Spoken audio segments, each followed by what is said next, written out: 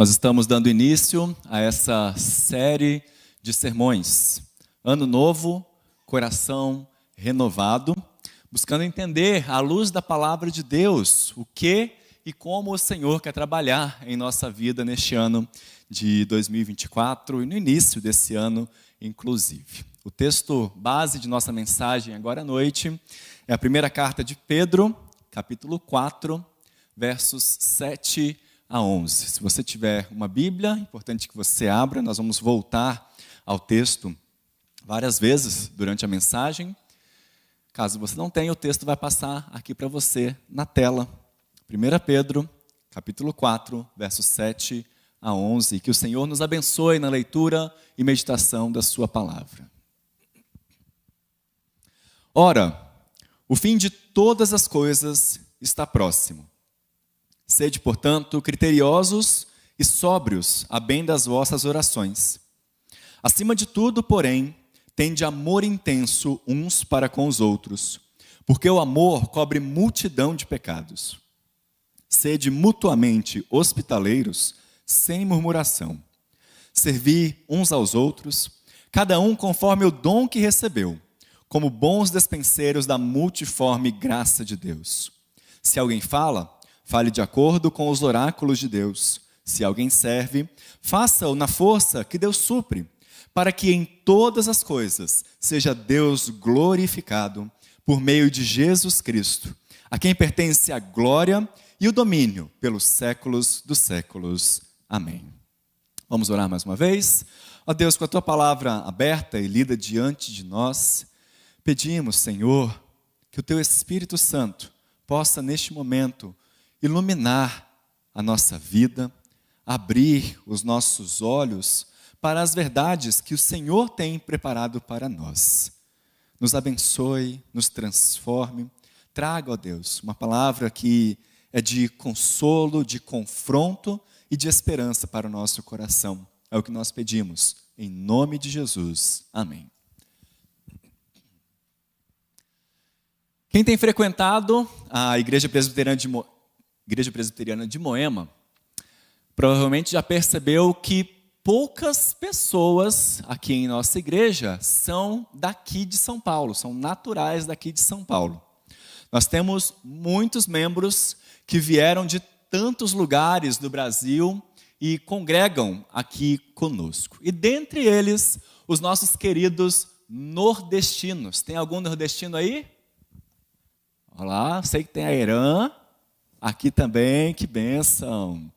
Muito bem, eu não sou nordestino, mas sou descendente de um, então tenho muito orgulho dessa terra tão querida, né? E eu não sei se vocês sabem, mas aqui em São Paulo, ali na Zona Norte, existe um lugar chamado CTN, Centro de Tradições Nordestinas. O que é esse Centro de Tradições? O que acontece lá? É um lugar pensado e criado para todos aqueles que sentem falta da sua terra natal. Lá há diversas programações, relacionadas à música, à dança, ao folclore, à contação de histórias e, claro, muita comida boa nordestina.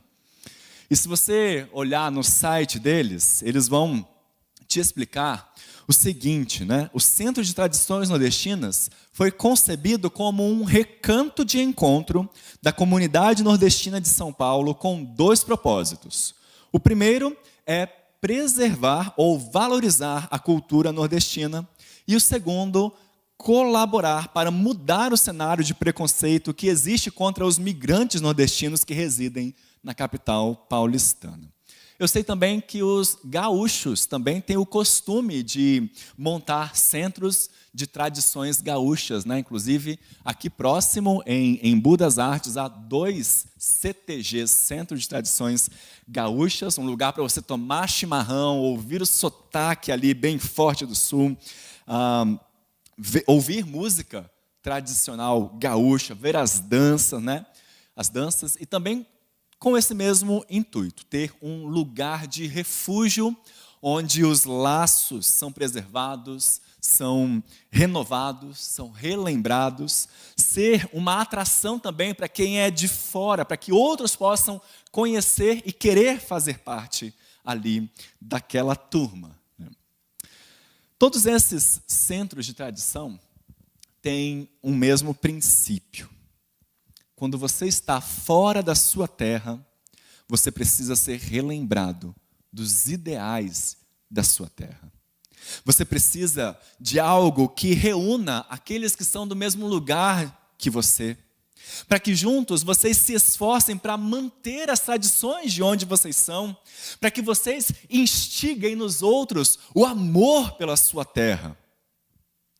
Sabe, não é diferente conosco, cristãos. Nós cristãos também precisamos de um centro de tradições do reino de Deus, ou pegando emprestado a ilustração, a expressão do pastor Emílio Garófalo, um pastor aqui de Brasília, nós precisamos de um centro de tradições neo-jerusalenses, ou seja, da nova Jerusalém, da Jerusalém celestial. Ou então a gente começa a, digamos assim, perder o nosso sotaque. A gente começa a se esquecer daquilo que nos une, começa a se esquecer de como é ser cidadão do céu. A gente se esquece daquilo que devia amar. Então, as nossas atitudes mudam também. A gente começa a reagir, talvez, no trânsito, em casa, na rua, na farmácia, do jeito que as pessoas daqui fazem, ao invés do jeito da nossa terra, da nossa verdadeira região. E a boa notícia é que nós temos um centro de tradições neo-jerusalenses, onde nós estamos agora, a igreja. Aqui é onde a gente vem para aprender o nosso sotaque, para cantar as canções da nossa terra, para sermos lembrados das tradições. E claro, isso não deve ser feito de um jeito exclusivista, não deve ser feito como um clubinho fechado em que ninguém de fora é bem-vindo. Pelo contrário, a maneira do nosso centro de tradições funcionar é se nós vivermos de uma maneira tão atraente, tão interessante, que quem não é da nossa terra queira ser, queira fazer parte, fique curioso e queira experimentar da nossa culinária, queira vir e se sentir acolhido, se sentir parte da gente. Esse aqui é o lugar onde nós nos lembramos do nosso verdadeiro lar, da terra que a gente tem saudades, mesmo sem nunca ter ido. No início de mais um ano, é importante nos voltarmos para a palavra de Deus e trazermos à memória as nossas tradições, os nossos sotaques, as características da nossa terra, as características da nossa igreja. Marcas que nós devemos almejar para a nossa vida em primeiro lugar, mas também para a nossa comunidade. E é justamente isso que Pedro faz aqui em sua primeira carta. Ele nos traz 5 pilares, 5 marcas que fazem com que a igreja seja um centro de tradições do reino de Deus. A primeira delas é uma expectativa escatológica. Veja aí no versículo 7. Ora, o fim de todas as coisas está próximo. Aqui, Pedro nos traz uma grande verdade presente em todo o Novo Testamento, que é: preparem-se, porque nós vivemos nos últimos dias. Espera aí, pastor. Você está me dizendo, então, que Pedro, que escreve ali por volta da década de 70, do ano 70 depois de Cristo, perdão, escreveu que eles estavam nos últimos dias. E 2000 anos depois, você quer que eu acredite que nós estamos nos últimos dias ainda? Você está me enrolando. Tem alguma coisa estranha nessa história. Não, É isso mesmo, meus irmãos. Para nós entendermos direitinho, nós precisamos lembrar que nós vivemos numa era, num grande período de tempo que não vai durar para sempre. Nós vivemos numa era que está com os seus dias contados. Você vive num período da história que vai passar. E é isso que nós vemos em todo o Novo Testamento, que não falta da parte de Deus nenhum grande movimento para a história, para que Jesus retorne. Todas as grandes coisas que tinham que acontecer já aconteceram. A encarnação do Messias prometido no Antigo Testamento já aconteceu. A morte de Cristo prevista pelos profetas já aconteceu. A ressurreição declarada já aconteceu. Ele já subiu aos céus, onde comanda a sua igreja. Então, meus irmãos, qual que é o próximo grande passo para a história desse mundo? É o seu retorno. É por isso que Pedro vai falar desde o seu primeiro sermão lá em Atos, capítulo 2, que nós vivemos nos últimos dias. Estamos agora apenas aguardando a volta de Jesus, o julgamento final. E de fato, só o Senhor sabe quando vai ser o seu retorno, né? E já que a gente não sabe, nós já recebemos o chamado para estarmos atentos para este retorno, para nos lembrarmos que falta pouco e, portanto, precisamos ter foco. Pés no presente, olhos no futuro. Nós somos chamados a viver com confiança. Somos chamados a viver de tal forma que tanto nós quanto as pessoas ao nosso redor possam experimentar pequenas fagulhas, pequenos vislumbres de como será o céu. Nós somos chamados para viver de uma maneira transformada, de acordo com os propósitos do Senhor para conosco. E é por isso que Pedro passa a falar que quem vive com os pés no presente, mas com os olhos no futuro, deve ter uma consciência diferente. E daí, ele nos traz a segunda marca da igreja, que é a oração. Final do versículo 7. Sede criteriosos e sóbrios, a bem das vossas orações. Pedro está nos falando que quem tem em mente que o mundo vai chegar a um fim, precisa ter sobriedade e refletir e orar acerca dessas coisas. Se você tem em mente que logo esse mundo vai passar, você vai focar mais em orar por santidade, por esperança, para que a igreja do Senhor se mantenha fiel ao chamado de pregar o evangelho, de discipular as pessoas, por oportunidade para que nós possamos todos cumprir o ide de Jesus, cumprir a missão que Ele nos deu de sermos sal da terra e luz neste mundo e trazer outras pessoas à luz também. Nós vamos estar mais atentos a orar por missões, investir no evangelismo local. Você vai ter um entendimento mais profundo de como a vida anda e muitas vezes sufoca a gente. Isso é ser criterioso e sóbrio. É buscar em primeiro lugar o reino de Deus e deixar que a sua vida se determine a partir dos valores deste reino. É se colocar em prontidão e orar alinhado com o caráter de Deus e com o caminho que Ele tem proposto para nós.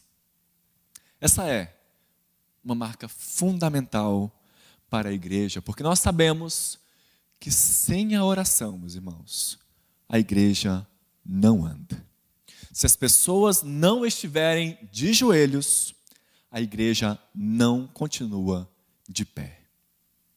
Uwe Homer, um comentarista bíblico, vai defender que pela vida de oração fica comprovado se a igreja confia em sua própria força ou na do Senhor.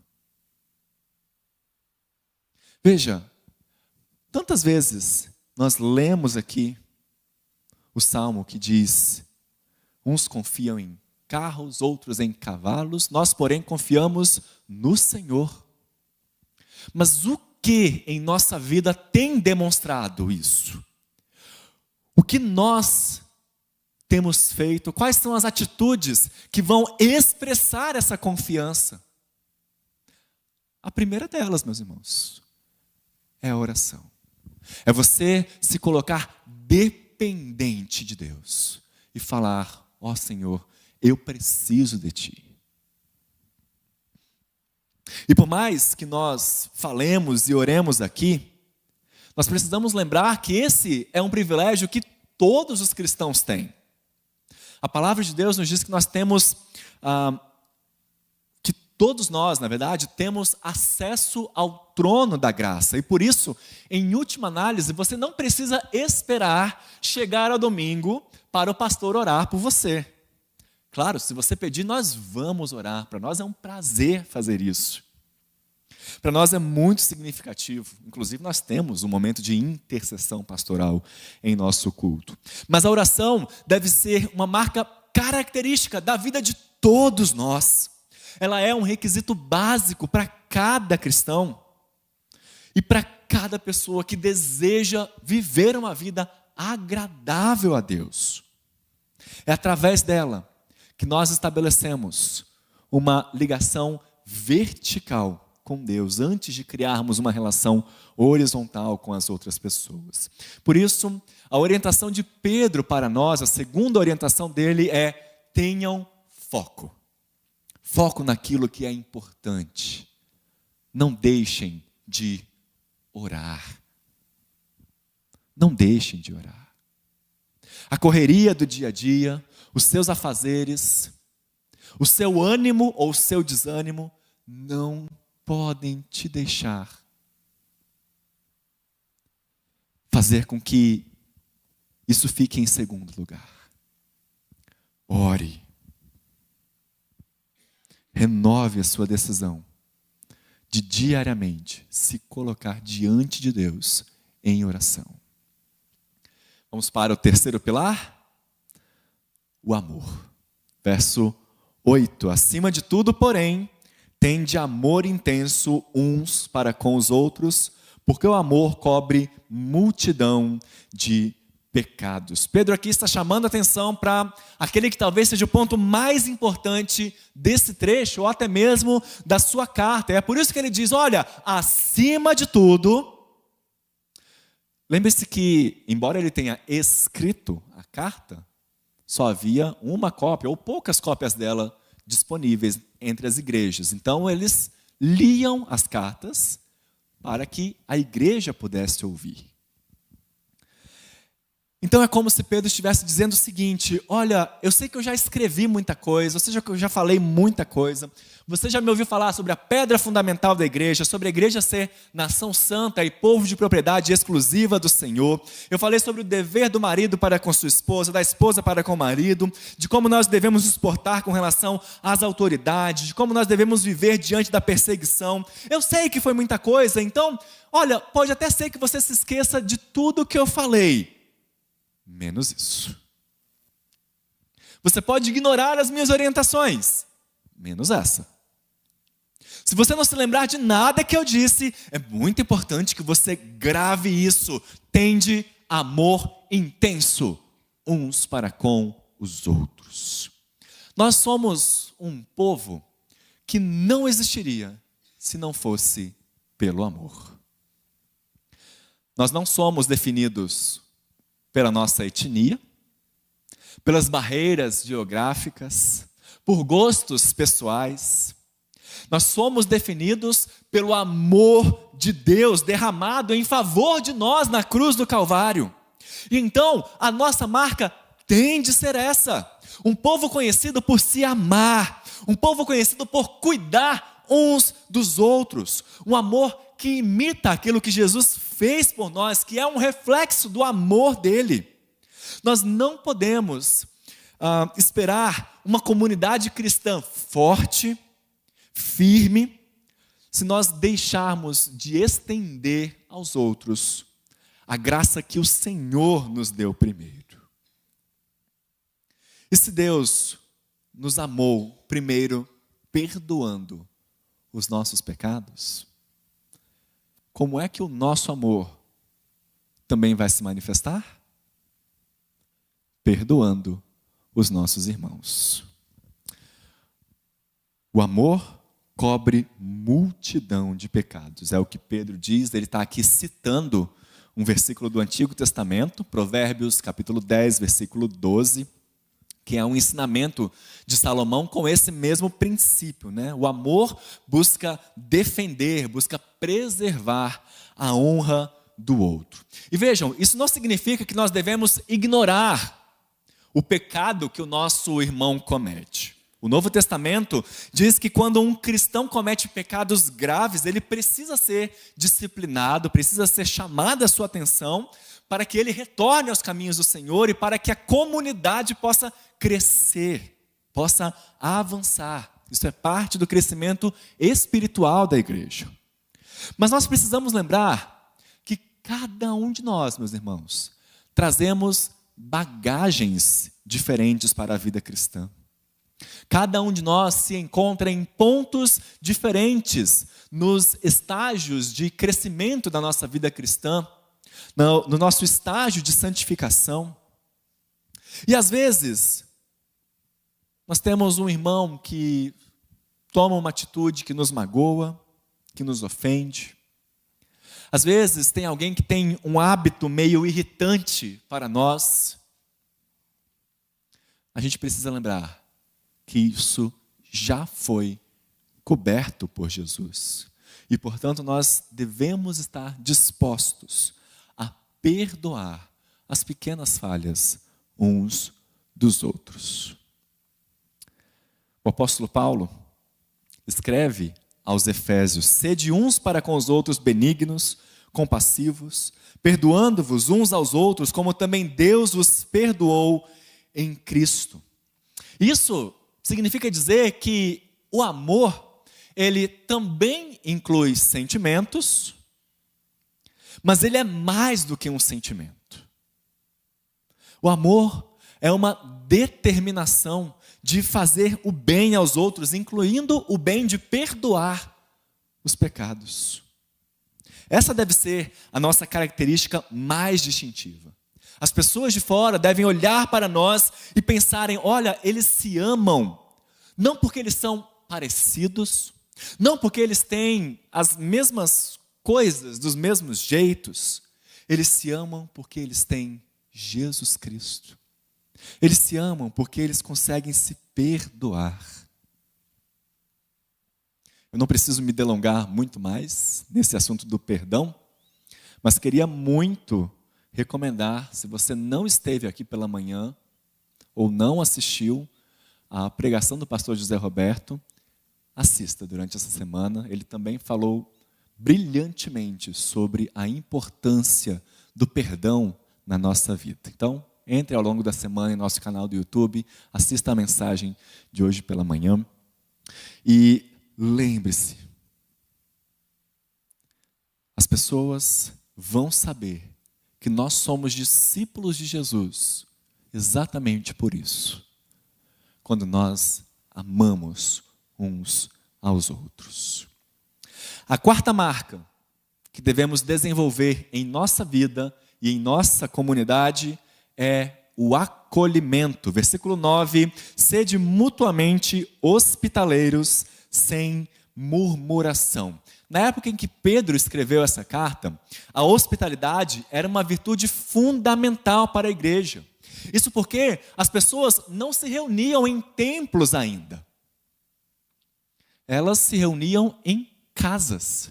Então era muito importante que eles tivessem onde se reunir. Aliás, não só onde se reunir, mas a hospitalidade também era uma virtude fundamental, porque aqueles que eram os missionários, os apóstolos da época, eles saíam de cidade em cidade pregando o evangelho, espalhando essa semente, e eles precisavam ter onde passar a noite, onde se hospedar.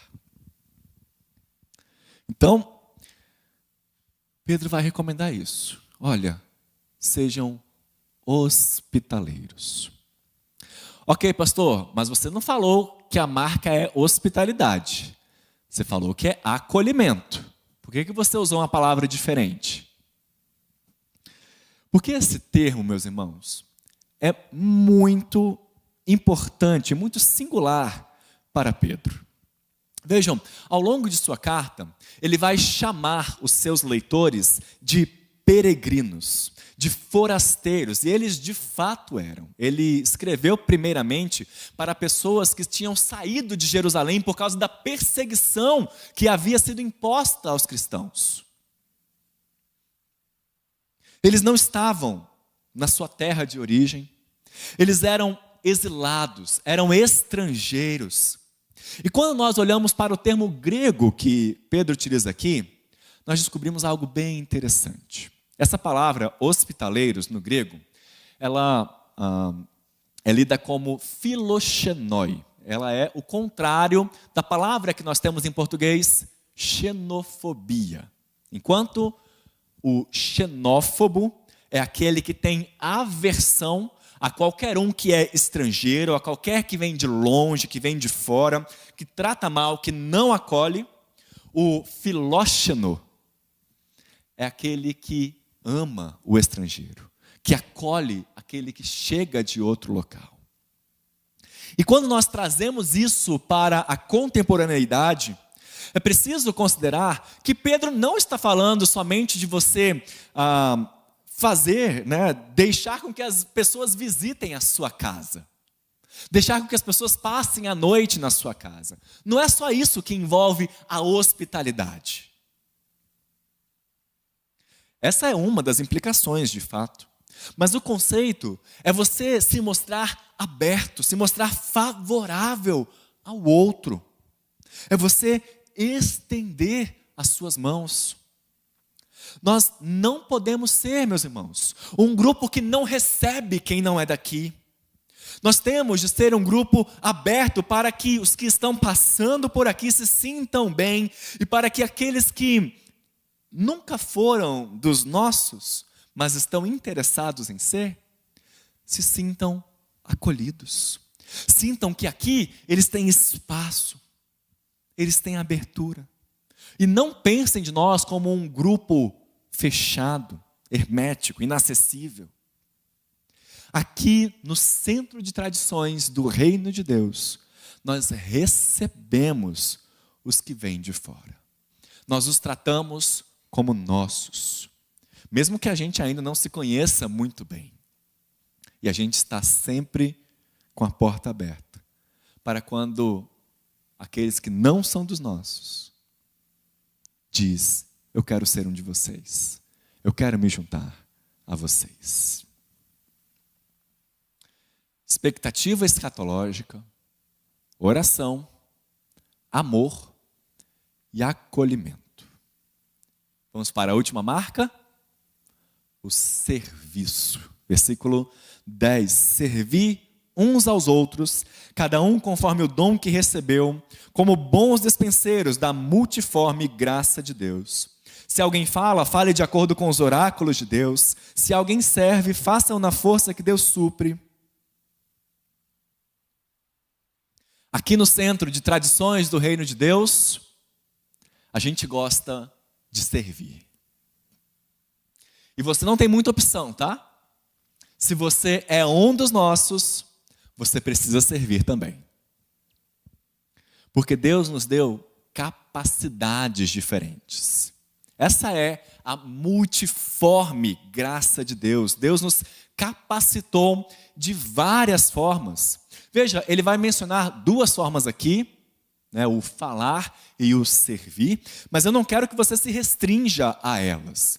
Porque Deus quer usar cada um de nós como instrumentos dele na vida da nossa comunidade, para trazer consolo, para trazer alívio, para trazer alegria, para trazer crescimento e edificação uns aos outros.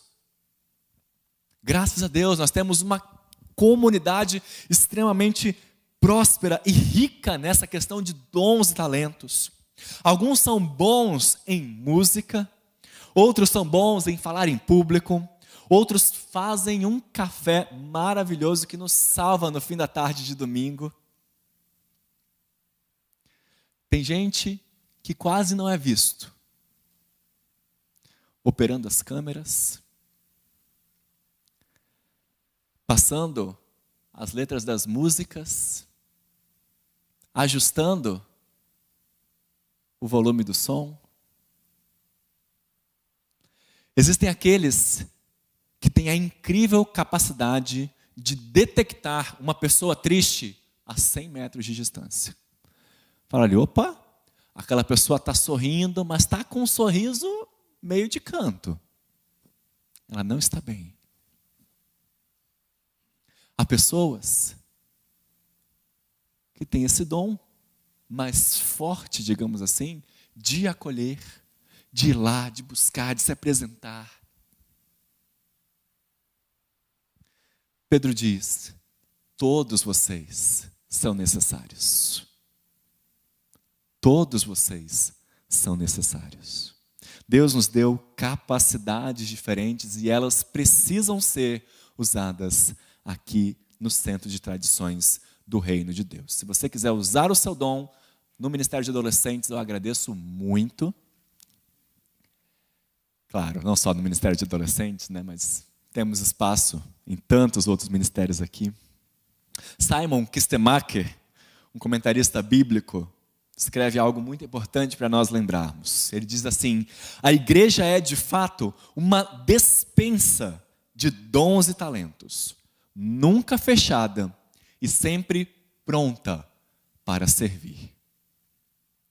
E se nós somos uma despensa de dons e talentos, não deixe o seu dom esfriar. Não deixe o seu dom parado. Deus não te chamou para você ficar esquentando a cadeira. Ele te chamou para servir, para edificar a sua comunidade, para ser bênção na vida desses que Ele te deu para caminharem com você.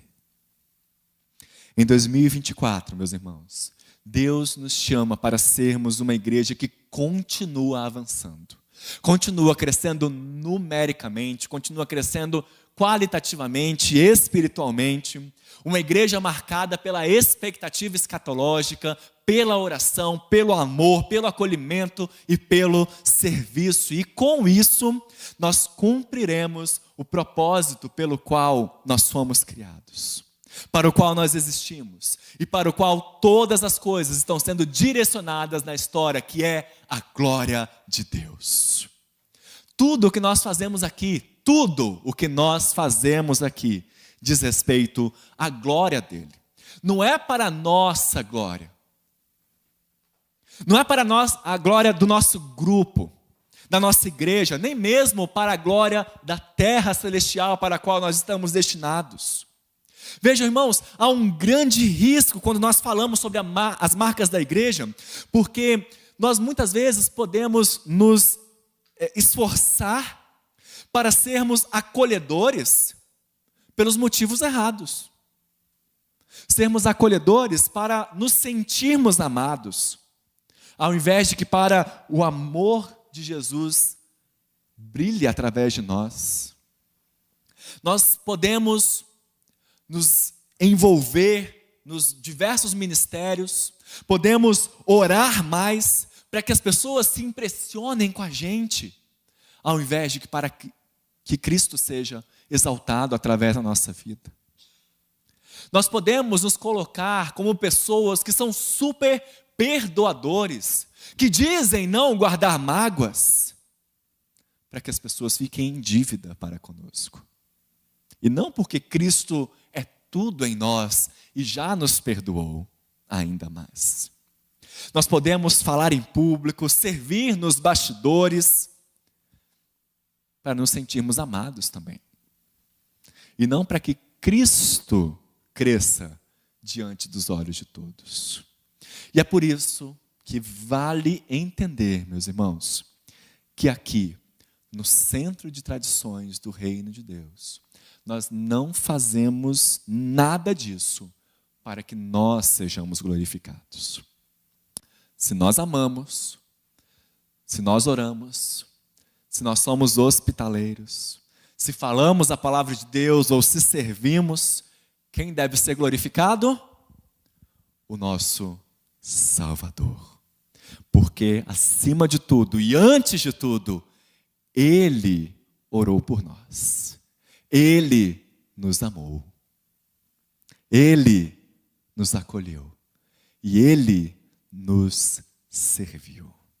E nós, que somos estrangeiros neste mundo, cidadãos da Jerusalém celestial, nos reunimos aqui para imitar o nosso Salvador Jesus Cristo.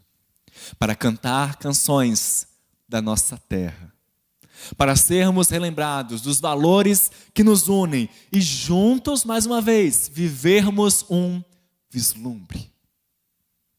Com falhas, é verdade. Mas um vislumbre de como será a vida quando o nosso Salvador retornar.